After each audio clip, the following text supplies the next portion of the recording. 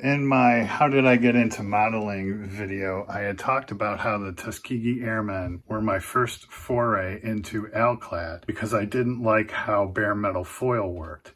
What I was referring to was this. When I was getting into building the history of the presidential aircraft, I started with this kit, which is a Constellation, and I actually did this. That's bare metal foil. I did the entire model and it was tedious at best, and the results so if you could see, there's some folds or seams, at which point I learned you have to kind of like cut your sections at the panel lines and what have you.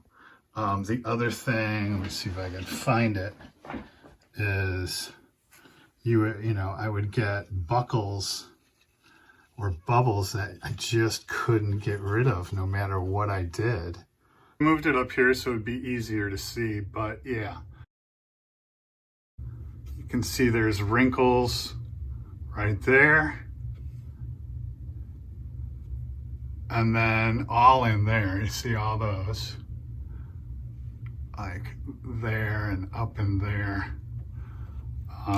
It was just extraordinarily difficult. The wings came out okay, but it was extraordinarily difficult to get a consistent, smooth surface all the way around on every single surface, and it took forever. And there you can see some more wrinkles there at the wing root, right here, and then up over there. The decals took to it really well, as I recall, and as you can see, but yeah, just extremely tedious and nearly impossible for me, at least, to get a consistent smooth surface. I mean, it's kind of like a Monet, where it kind of looks cool from far away.